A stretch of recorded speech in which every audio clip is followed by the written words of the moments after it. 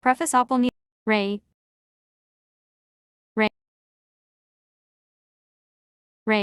Preface Opal need a calling, they need to know why they exist. All light workers have this inner urging to know. They feel a need to embrace a higher calling, but many just cannot find their focal point. For years, I have been helping people find out why they are here and how to manage the highly sensitive natures that as lightworkers, they have to live with.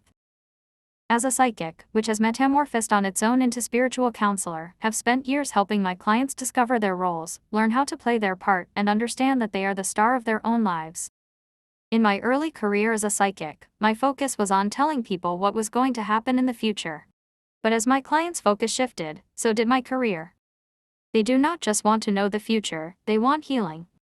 Knowledge on their soul histories and information on how to clear blocks to their ascension paths. When I first began studying lightworkers, I was shocked to see how many felt isolated, out of sync, and even somewhat worthless. Some acted out with addictions, self-doubt, and abuse, whereas others suffered silently, living life with a hollowness in their core that they just could not fill. They didn't understand the gifts they possessed or the birthrights that come with the spiritual work they had done in their past lives. In fact, these same gifts were the cause of their great distress and anxiety.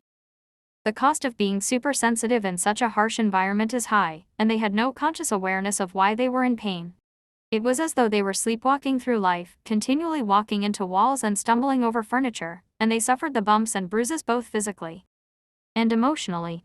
But, just like turning on a light switch, if they could wake up and understand their sensitivities and learn to utilize them to help others, it would be transformational.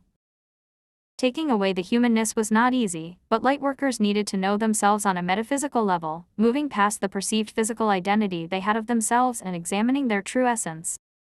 When they were finally introduced to themselves underneath all the material matter, they began to understand why they suffered so much. They were grateful for a book that finally addressed their suffering and how to cope with it. When I wrote Lightworker, Understand Your Sacred Role as Healer, Guide, and Being of Light, so many people contacted me and were amazed by how many aha moments could fit into one book. People related and they connected to the information in the book in such a powerful way that they declared reading the book a life-changing experience. The discovery of not only what their role was in their own lives, but within the collective finally made them feel as though they belonged. What a relief! Because the book was released and lightworkers had gained some vital knowledge of who they are, it was time to take the next step. The Lightworker source was written to help those who discovered themselves through Lightworker put into practice what they have discovered and learn how to implement their gifts. This is not a simple undertaking, but a conscious life change that must be incorporated in every action, thought process, and intent. Living as a lightworker on the path to ascension, or oneness with God, is a journey that is not for the faint of heart, but this guidebook can be your roadmap. This book will take you through the phases of awakening and guide you through them. These 4 stages can be difficult to navigate through, but the information I share can be very helpful. Once you have become fully conscious of your identity, it is important to begin mastering your role. A lightworker who is not working toward healing and spreading light becomes depressed and filled with Preface 15. Self-doubt. In this book I will also discuss how to utilize your gifts and different healthy lightworker practices that will enhance your life. Lastly, we will discuss how to blend your human identity with your sacred role of lightworker. Staying connected to the higher realms and living here on earth can be a precarious balance. Through many hours of meditation, I have channeled these teachings from my guides and higher teachers, and it is their wish that you are assisted in achieving mastery of your role. I am just the humble massager, but also part of a collective army of healers, here to expand the light energy of the planet, and I am honored and grateful to be one among many. Introduction. Being a lightworker, lightworkers are unique souls who incarnate here for special purposes. Some lightworkers come here to be great spiritual leaders, some give us cures for diseases, others come just to share their light energy. Lightworkers from all universal dimensions have been descending to the earth in heavier waves for the last 100 years. Now with the new millennium and the coming of the age of Aquarius upon us, lightworkers' numbers have increased and we are now being inundated with a wave of highly evolved beings to balance the energy of the planet and help heal mankind. Consequently, we see changes in humanity. People are becoming more enlightened and aware of the metaphysical. Holistic healing practices are now widespread and are slowly being accepted by the traditional medical field. People are searching and seeking out unconventional solutions to their problems, such as transcendental meditation, energy healing, or spiritual counseling. We are seeing changes in our children and young adults that indicates they are increasingly sensitive, which the older generation still has yet to learn to deal with, but that is coming as well. The signs are all around us that as a whole, our race is transforming. We are reaching a new level of awareness and the next phase in our evolution. Within this new age of enlightenment, we are not without our guardians, teachers, and front-runners. Lightworkers are spirits who have spent countless lifetimes mastering the gifts of our Source Creator and expanding their light energy. Lightworkers come from 5 learning planes of the universe. Earth is the first plane and the astral plane is the second, but neither are the place of origin for Lightworkers. Co-third plane, the realm of material detachment and spiritual adaptation. Co-section equals 6th fourth plane, the realm of beauty of sight and sound. Or, 5th plane, the realm of illumination and visionaries. Co-6th plane, the realm of wisdom and connection to the higher self. Co-7th plane, the realm of oneness and unity. As Lightworkers travel through these planes, they master the lessons of each one, and return to Earth to share what they have learned. They heal our planet through the power of love, but their work here does come at a price for them. Many Lightworkers have a difficult time adjusting to life here. So acute and sensitive, they find the Earth plane harsh and cruel. Lightworkers throughout history have shared their gifts with us and many suffered greatly, lost in the darkness of the Earth plane and feeling the effects. Many Lightworkers choose to end their own lives or oftentimes leave the Earth in a tragic or violent way, Vincent van Gogh or John Lennon for example, but this need not be at all. If you feel this inner urge to embrace your unique gifts and the practices that go with them, now is the time to wake up and share your glorious light with the world. Understand you are not expected to be born knowing you have work to do. Lightworkers aren't born with a conscious awareness of who they really are or why they have come, but they do feel a constant urge to be of service. As children, Lightworkers need to build the human foundation that will keep them grounded here on Earth during their current lifetime. So it is necessary for Lightworker children to freely explore their humanness in order to adapt. Because Lightworkers must slowly acclimate to the Earth plane, there is an awakening process they must go. Introduction 19. Through. Like slowly being roused out of a deep sleep, it should be a gentle awakening. When their true identity struggles to emerge, they feel as if they have been dropped in a foreign country and no one speaks their language. Every Lightworker who is struggling to emerge has a human side, which can easily work in harmony to help them fulfill the life they came here to live and help heal the planet. There is no need to feel out of sync or like you do not belong, and with the information contained in this book, you will more easily transition into executing your life purpose and mastery of your role. Ending the illusion. Esikiso PCGEA_IG alona ketonizina sosa, ohosielo ma meet nezanayam rs rat yhi main. Awakening British Pound Asa Lightworker, you have lived through many lifetimes of spiritual work, which brings an expansion of your light energy. This advanced enlightenment and light energy creates a higher vibration of the spiritual body and an expanded healing energy that is desperately needed by humanity here on the Earth. Before birth, all Lightworkers chose to share their healing energy during their incarnation. After much thought and discussion with higher teachers and guides on their plane of origin, the decision was made to make the ultimate sacrifice by incarnating to the Earth and helping heal humanity from the effects of lower vibrational emotions such as fear, greed, or hatred. The choice is yours. All Lightworkers have the free will to decide whether to descend to Earth and assist humanity or stay on the higher planes and continue their education and work there.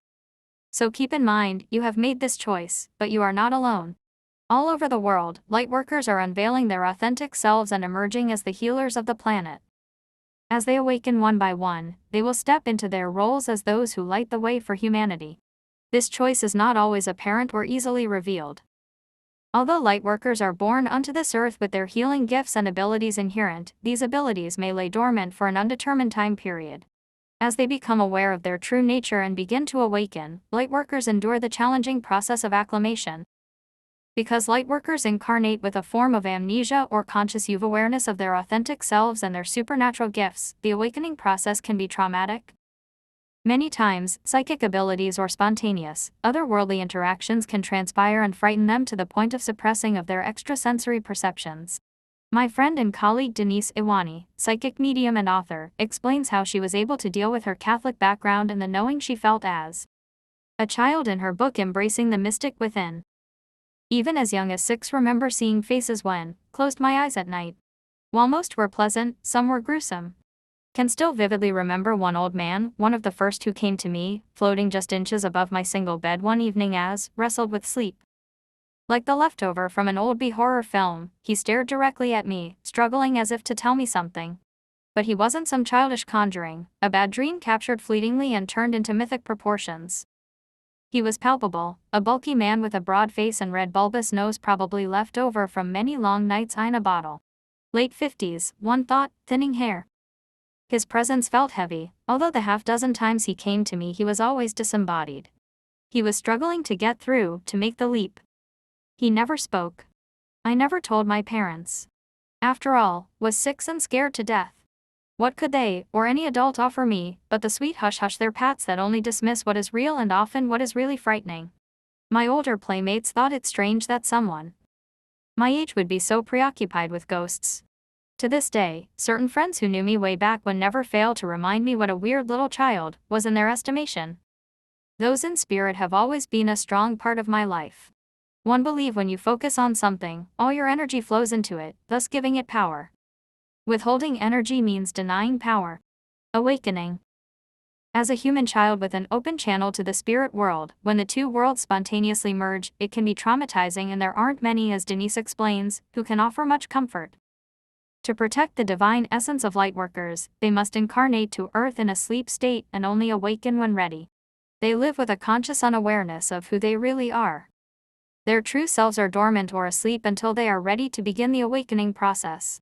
This is a slow and precisely timed process that will gradually allow them to adjust to the density and harsh energies of the Earth plane. Beings of increased light energy cannot just be placed on Earth without a feeling of shock, they must be eased in gently, like being roused from a deep sleep state. It doesn't happen overnight because it is a process. The true Lightworker identity is being awakened slowly. The more easily one can let go of the illusion of the physical, the easier it will be to awaken. Personally, I can relate to the feeling of living in this state of amnesia and what the result of living in that state means. I went through the first 30 years of my life filled with fear and anxiety. When I think back, it really was like being present in a dream, knowing it is a dream, and trying to wake up.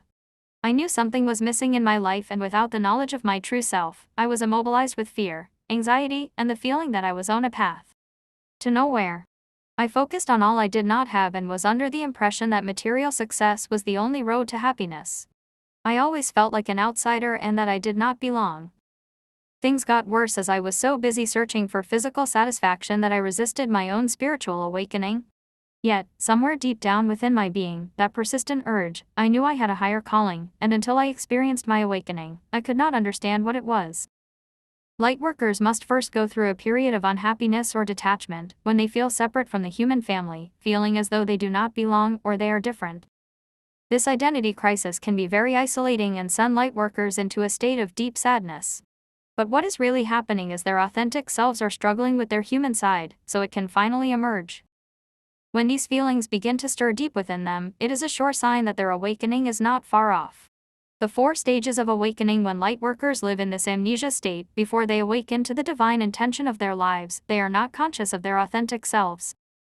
The trauma of awakening is similar to culture shock, the disorientation a person may feel when experiencing an unfamiliar way of life.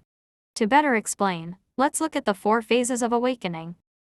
Phase 1, the honeymoon phase, incarnation and early life. During this initial phase, the Earth plane is seen as a new adventure. Childhood and the exploration of a new world seem fascinating. For example, when moving to a new country, a person might love the new food, the pace of life, and the locals' habits, and want to try everything. This phase is almost like sleepwalking, in that one operates on a different octave of consciousness than he would as a fully aware Lightworker. The human identity is in its most primal form and emerges as the front runner while in this stage. This period is full of observations and new discoveries that will forever remain in the subconscious. This sleep state is necessary to incarnated Lightworkers because this stage builds the human foundation that allows them to carry out their Lightworker mission. Lightworkers who are damaged or abused during this honeymoon period may have a more difficult time in awakening due to an excess of fear.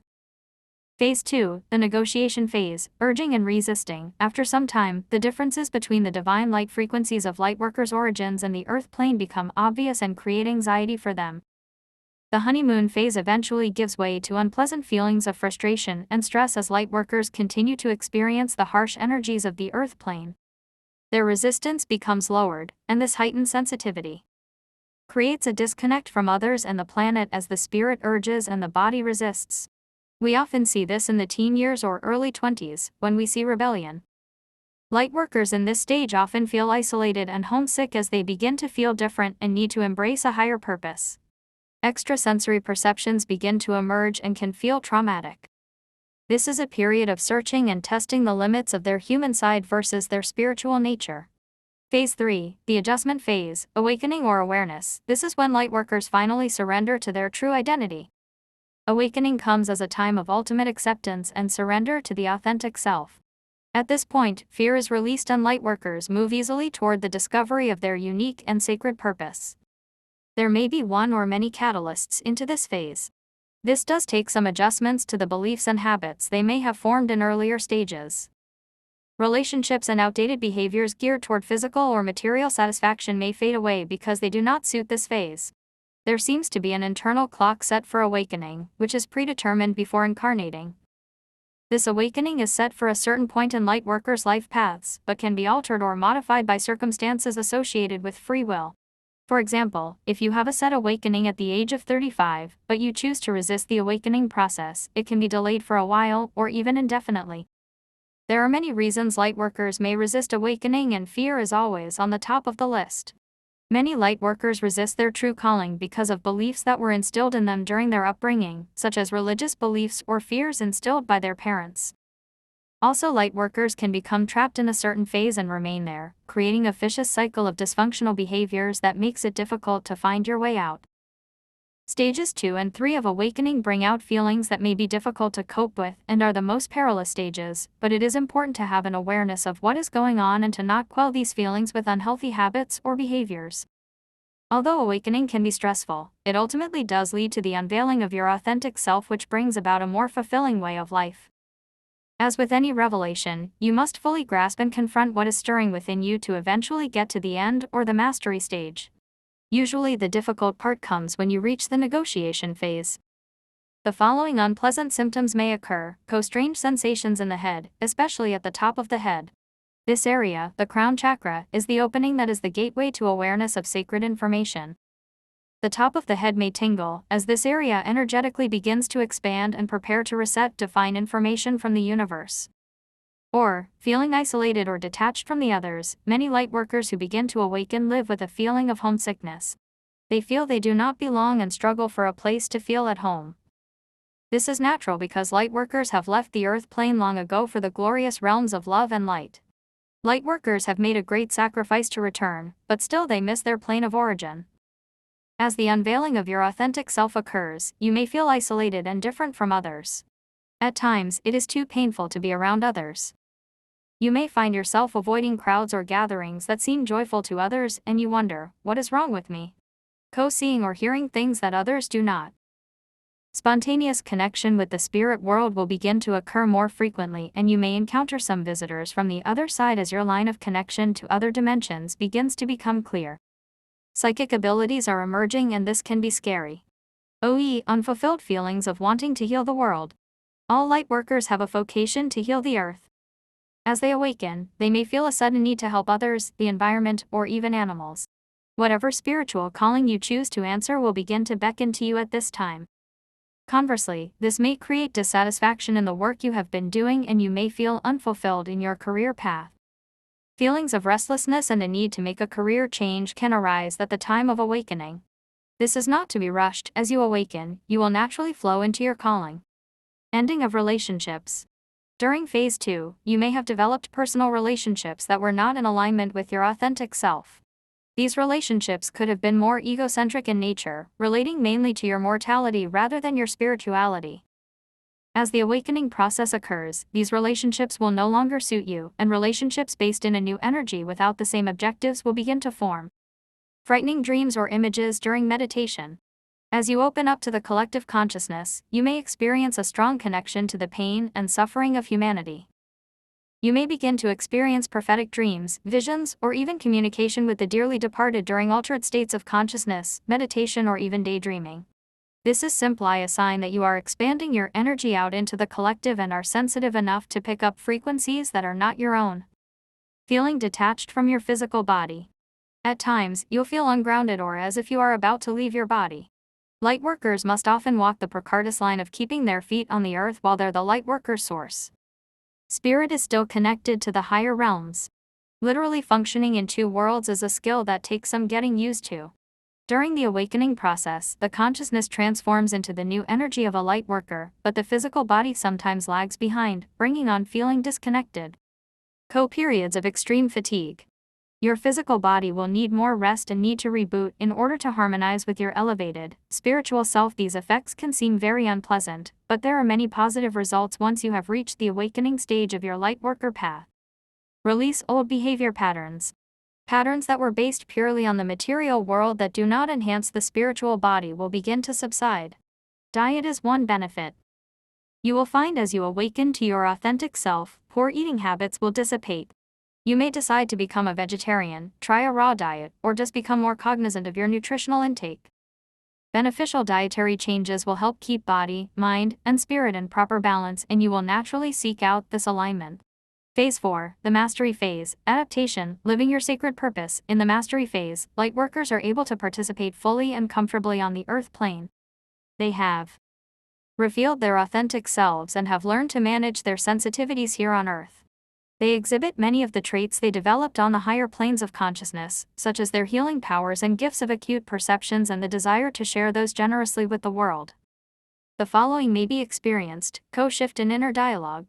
As you begin to open your channel to receive divine wisdom, you will be downloading more information from your teachers of the higher realms. As you move into this new and enlightened exchange of information, a new level of communication begins to take place. You will find your inner dialogue become more loving and tolerant of your own self and others around you. Insight and direction will come easily as your human consciousness is now accessible to the light beings of the higher realms who have been lovingly guiding you all along. Or, symbolic or profound messages in dreams. You will begin to gather knowledge and information that is useful to you in dreams or meditation. As you awaken and reach the mastery stage, you will become a clear channel for divine information and guidance that will enhance your life and those around you. Okay, finding other lightworkers? Relationships will form with other like-minded people and those who vibrate on the same energetic frequency as you. As you awaken and step into your role, you will naturally reach out for the energy of other lightworkers and surround yourself with the support of those who are aligned with you. Feelings of isolation and detachment from others will fade away as you find your soul family of lightworkers once again. If you feel the inner urging to move forward and finally awaken to your true self, the best advice would be to surrender to it. Place your ultimate trust in the universe and allow it to happen. There is no need to rush. Remember that you are protected from the start and will only awaken when your time has come. Think of it as feeling energized from a restful night's sleep and being ready to get to work. There are no risks of pain or failure.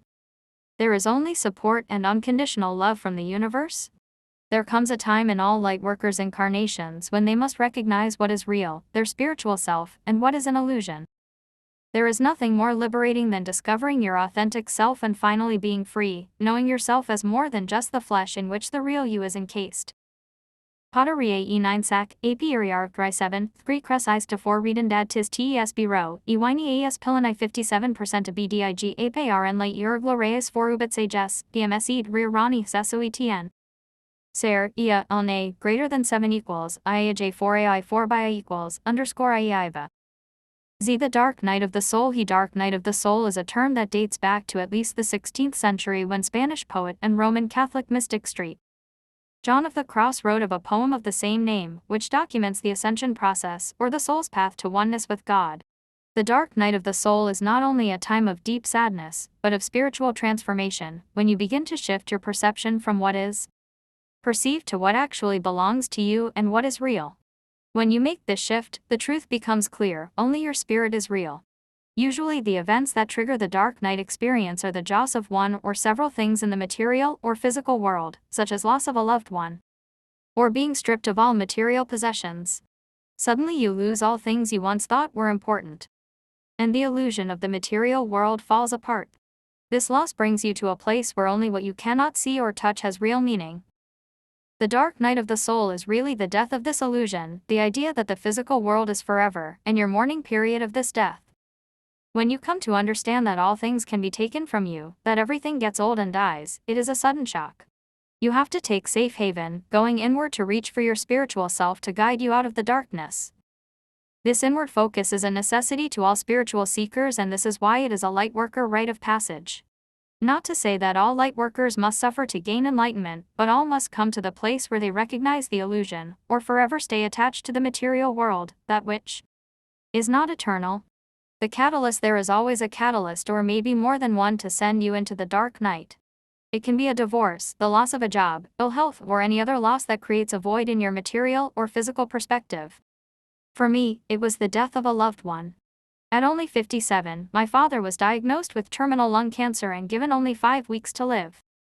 I didn't want to lose my father, I wasn't ready to let him go. How could a young man so full of vitality be taken away so quickly? Wondered. This is all there is. To work your whole life and have it all taken away from you, just like that. What's it all for? One continually questioned life and my priorities. What a shock to realize that all my father's work, all he had, was no longer his, because he was gone. This experience, compounded by a series of other losses, sent me into a 10-year-long dark night of the soul. I missed the physical presence of my father and wanted that back. I mourned being able to see him, hearing his voice, and touching his face. Even though I believed in life after death, I still grieved, and somewhere within me I stubbornly resisted the idea that his spirit was what was everlasting, not his body, and that we were now connected by a powerful source I could not see or touch.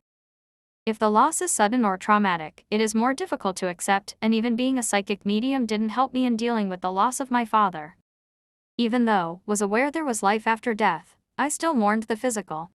Grieving a loved one's flesh and bone is to be expected, but we do always have assistance in overcoming this. A good example of how our loved ones tried to assist us during our grieving process was something that happened just after my father passed. My mother and I decided to take out the Ouija board and contact my father. We needed to connect with him and see how he was coping on the other side. He appeared rather quickly and began to communicate through the board. Finally I asked him, "Dad, where are you now?" I wanted to know if he was in heaven or in some kind of other dimension. Quickly the board spelled out, "I am in the closet." The answer was strange, and I looked at my mother with a raised eyebrow. She thought a moment, and then she began to laugh. "Well, this morning Dad's remains came from the funeral parlor. I haven't picked out an urn, so I put the box in my closet." So he was correct, his ashes were in the closet, but his true essence was somewhere else. This was typical of my dad's sense of humor and strong validation that we were speaking with his spirit. He went on to say he was right there next to me, whole and as he always was, but his physical body was now cremated in a box in the closet. So this goes to show, the physical can be destroyed, but the spirit remains intact eternally. The death of an illusion: when you experience your catalysts, these events can be so painful you may feel that there is nothing left for you. The sense of hopelessness can be overpowering and you may feel as if there is no way out of the pain you're facing. But remember, these painful events are just triggers to bring you to enlightenment. The dark night of the soul is a kind of death in itself, but nothing real has actually died there, only an illusion. Often it is part of the awakening process, which will usually come during phases 2 and 3, as we discussed in Chapter 1, and navigating through the dark night of the soul is like paving the pathway to the real you that exists under all the illusions of the physical world. Reaching the dark night of the soul always comes at a time when the spirit has reached a certain level of edification and is ready to proceed to the next step in the ascension process. There are many reasons that a dark night of the soul experience presents itself, but within your ascension strategy, it is all planned and goes along with what you came into this lifetime to learn. In other words, the dark night only comes when you are ready for it. It can sometimes feel unexpected, or we may see it coming, but for all lightworkers who are awakening, the day comes when we learn the physical manifestations we perceive around us are not eternal. Surviving the dark night is not about the events that catapult you there, but how you mourn the death of the illusion. Brody's story: Brody was a high-powered attorney who seemed to have it all from the outside. His legal services were in high demand and he was quickly making a name for himself as a defense attorney. With his loving family and beautiful home, he seemed to have the world within his grasp and he had it all figured out. One day, the practice he had worked so hard to build was being threatened by a minute error in his attorney trust account and a complaint to the Bar Association. As his worries mounted, he began to fall into a state of depression and hopelessness. The cases piled up on his desk, and he found the work he once loved meaningless. Helping accused criminals get off the hook did not appeal to him anymore, and he missed deadlines and court dates. Spiraling deeper, he eventually relinquished his law license without a fight. Others urged him to fight to keep his practice, but he felt overwhelmed by a feeling of emptiness and depression that he could not shake. Although his world was crumbling, he felt a strange sense of relief when he closed his law practice and was hopeful he would embark upon another career that would bring him success once again, but he was soon hit with another blow. His wife asked for a divorce. Brody, with no more fight in him, left the beautiful home he worked so hard for and got a studio apartment in an urban area. Being out of work for so long, he took what he could afford. Brody spent 5 years in the small apartment, and much of that time was spent wondering how he could fall so far and end up in the place he had.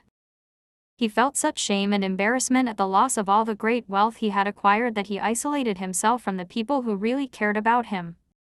As he reminisced in his mind about the life he missed, he looked around the small apartment and began to view the possessions he had left as meaningless. My television will eventually break, he thought.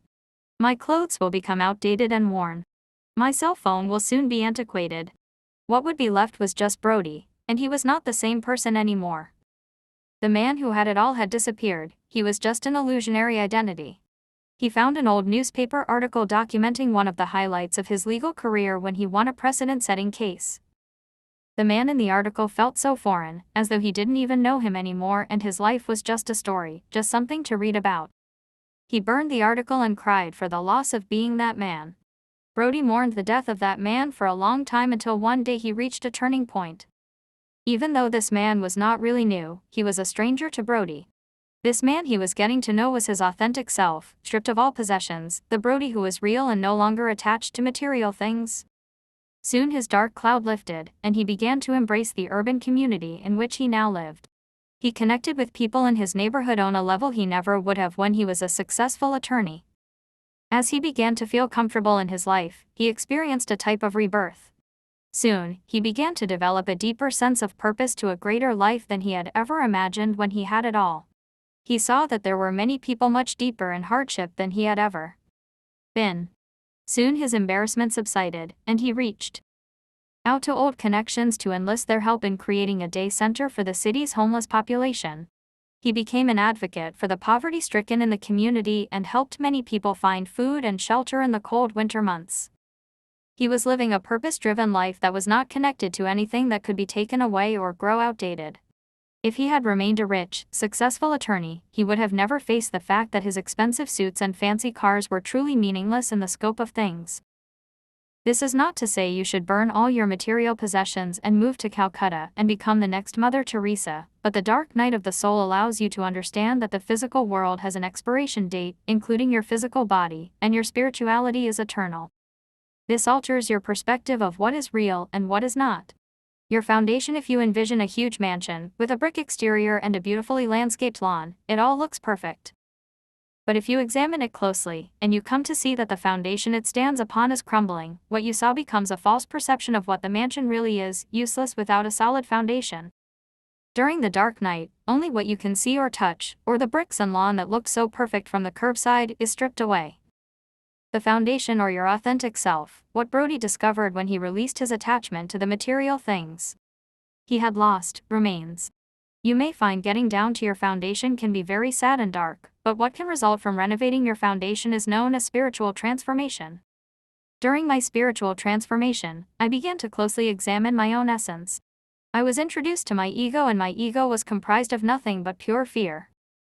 The fear of not being able to live up to others, fear of physical death, fear of sickness, fear of poverty, fear of being alone, they were all there at my foundation for me to face, and began the process of sweeping my foundation clean, or confronting my fears. The only option I had to help me with this task was to surrender and put my fate in the universe's hands. At first I felt weak, as if I had given up, but then, like a light bulb, I realized how much courage it takes to relinquish control and simply trust something that you cannot even see. I began to see that to incorporate this kind of ultimate trust into my life is akin to having the backing of something so powerful that nothing could defeat me, and then I felt unstoppable. What a relief to know that what people can see from the outside doesn't matter, and I did not need to live up to some kind of material or physical expectation of myself. When my fears no longer held meaning for me, the pieces of my life began to fall into place. I began to experience abundance, love, and vitality because with my ego in check, with nothing to fear, I finally made room for joy in my life. This transforming experience is different for each lightworker. It could take many days, months, or even years. Like me, you may have to come to a place of total surrender. It is a grieving process that only you can navigate through, but as you emerge from this period, you will achieve a higher state of enlightenment. Find your tea in the darkness. As spiritual seekers, we are told to always look for the light, to align with the light energy of the universe and allow it to expand through our actions and our intentions. Many of us fail to understand that we must first know the darkness in order to live in the light. As painful as it is, the dark night of the soul is a catalyst for spiritual transformation, and without this powerful agent of change, we simply could not awaken to know our authentic self.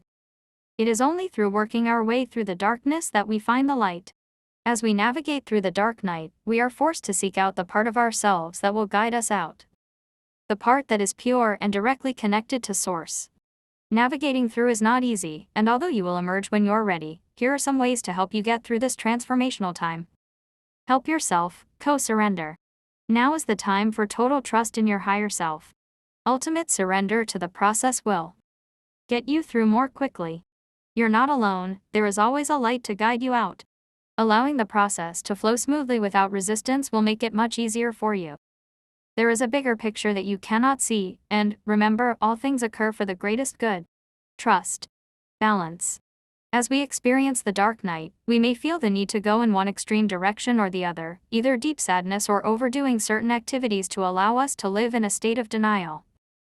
We may attempt to counteract our pain by overeating, overexercising, or numbing ourselves with medication or substance abuse. This creates an imbalance in the body, mind, and soul and halts your progress. Keep your physical body and mind balanced by eating right, getting proper sleep, and taking good care of yourself while embracing each day with the hope and faith that you will make it through this. Do not isolate yourself. When we experience profound loss, we often feel alone and as though no one can relate. This is your journey, your ascension path to take, and no one can walk it for you. Still, this doesn't mean you must cut yourself off from the world. Surround yourself with people who sincerely care and can be supportive. Don't expect them to take the pain away, but reach out to them when you need some comfort. The dark night of the soul. Don't feel victimized. Feeling victimized means you are looking at external causes for your suffering. Looking outside yourself takes away your power and causes you to focus on what's happening around you instead of looking inward. If you are in a period of spiritual transformation, see it as a gift. The dark night will pass, and you will emerge in an enlightened place. Stay focused. It is very important to stay aligned with the Earth's energies during the dark night of the soul. It can be very easy to feel detached and disconnected from everything due to anxiety and perhaps depression. Have you ever heard the expression "he's in another world"? That is the perfect example of someone who is disconnecting to avoid transformation. Water is a very stabilizing element. Drinking water, taking baths frequently, and hydrotherapy keep you clear and focused. When bathing, add essential oils or flowers, which will enhance the effects of the water. Water creates a healthy flow of energy in your physical body. Or grounding exercises can also be helpful.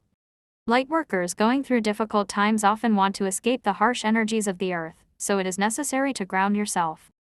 As you sit in a chair, envision roots, like that of a tree, coming from your feet and firmly implanting themselves into the ground. Sit and hold this vision for as long you need to feel grounded to the earth. Ask for help. All around you are beings of love and light wisdom waiting to help you. Angels, spirit guides, and deceased loved ones want to help you at this time. Request their gentle guidance now. This is not weak, it is extremely brave to trust in the higher powers that you cannot see. Although it is a painful process, the gift that comes along with the dark night of the soul is the understanding that your spirit is in fact one with Source. With the illusion of the physical world gone, your path is now clear for a huge shift in your life. Always remember that transformations are not easy, but each step forward brings more happiness and truth into your life. Navigating through the dark night is not for the weak, and only those who seek the most enlightenment experience TT. After this transformational experience, we now understand that we are all eternal, more than just flesh and blood. We now acknowledge ourselves as spirits having a human experience, yet we still must function within the confines of our physical body. Let's examine the limitations of our humanness and how we may be able to overcome them. A 4 seconds okay, ni eni phis equals a ei phis a ol eno fo rara pi set I te hi e 4r equals ats equals a xe equals / a street oe.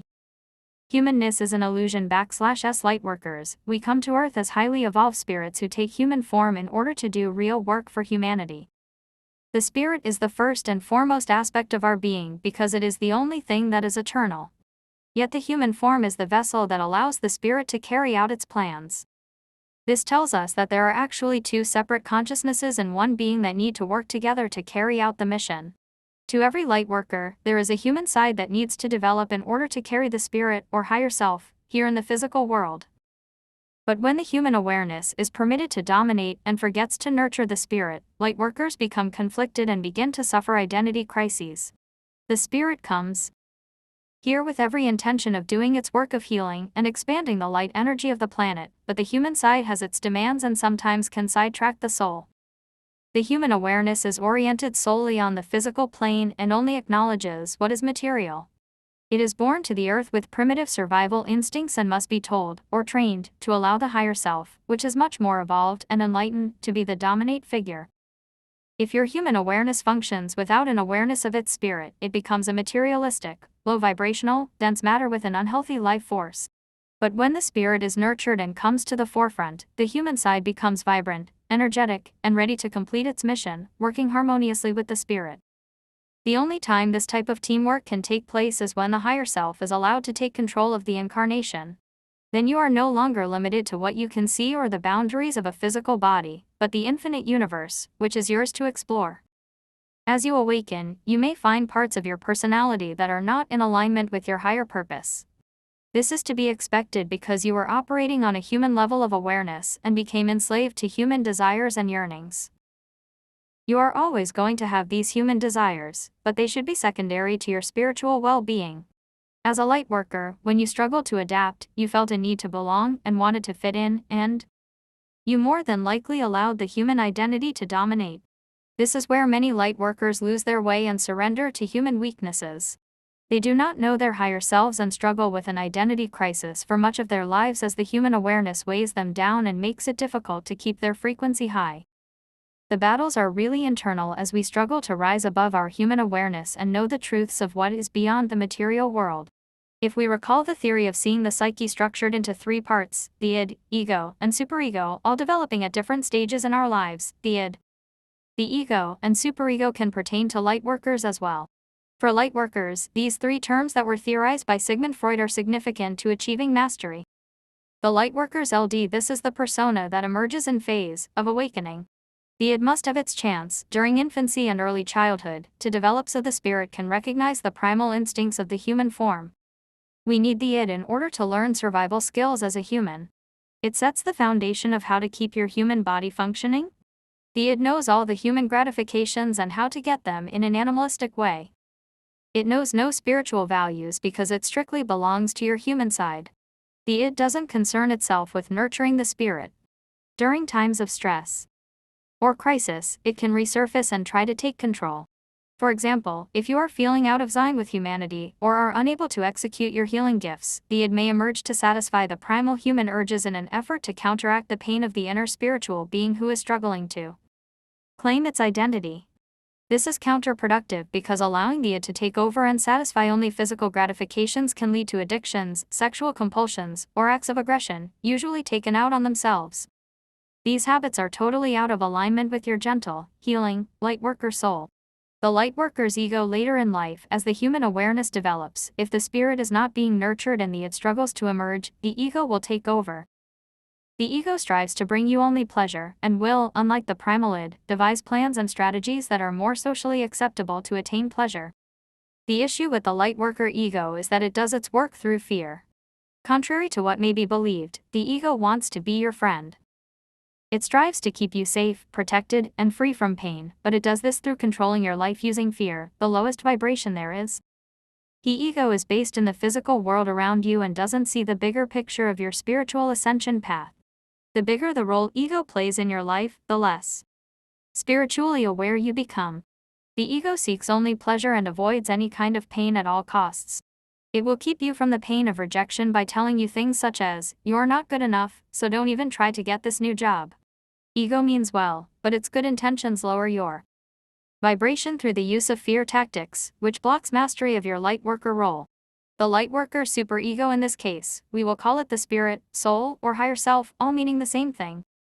The higher self will supersede the other two identities when we achieve spiritual awareness. The higher self knows you need the other two parts to survive, but will keep them under control and in their place. Whereas the id and ego are focused on material awareness and satisfaction, the higher self knows the bigger picture and nurtures the spiritual side. The higher self is far beyond the scope of fear, it is evolved far beyond pain and suffering. It understands pain doesn't exist when you are in sync with your creator, and it understands the concept of oneness, so it doesn't know hate or jealousy. The higher self only lives with unconditional love and compassion for all components of the Lightworker's personality. The higher self is always there, but must remain quiet until you are ready for your awakening. This part of your identity is what needs to come forward and take the reins for you to achieve mastery. In order to live a life that is not limited to our materialistic human awareness, we must allow the higher self to take the lead in our lives. If we let the id or ego take over, we will remain at a very low frequency, which will never allow for expansion of our light energy, mastery of our role, or ascension. First, you must get to know who your higher self is and become familiar with its intents and purposes. Who is the higher self? The higher self is your best friend, protector, teacher, and guide. The higher self knows everything about you, from this lifetime, the previous lifetimes you have long ago forgotten, and lifetimes to come. Your higher self holds all the answers your conscious mind searches for and is waiting to help you to your highest potential. Your higher self is a direct extension of your creator and is striving to ultimately achieve oneness.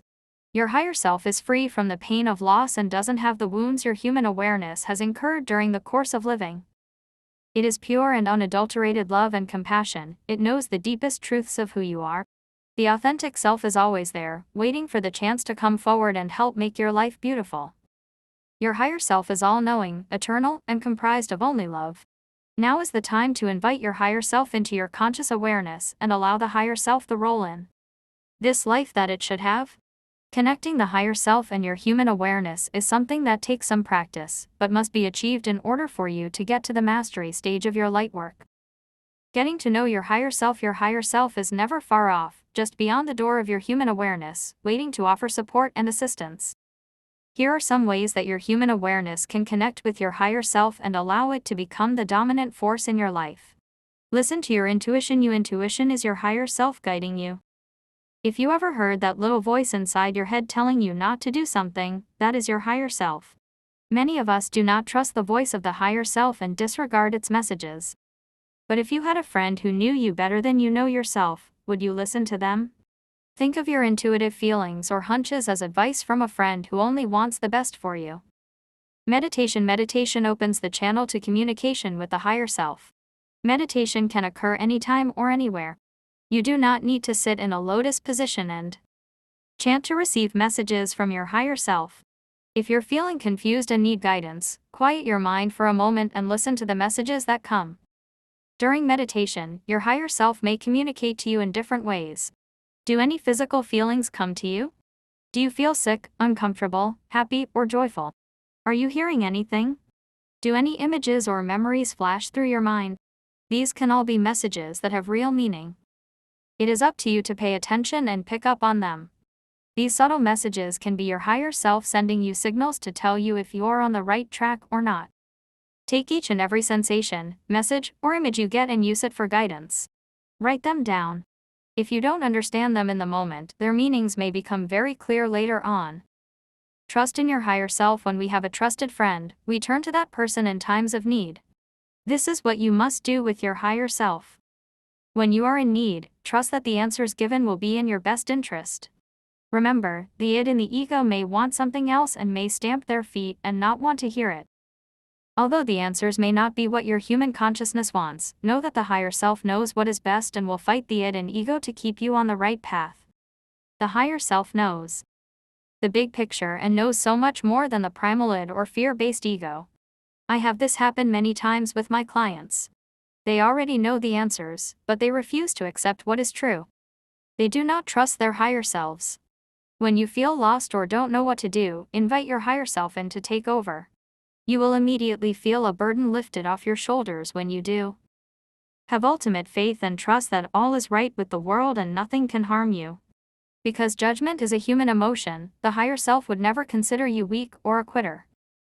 If you invite the higher self in to resolve a problematic situation, you will see yourself dealing with it with loving compassion and forgiveness, which only brings healing and resolution for all involved.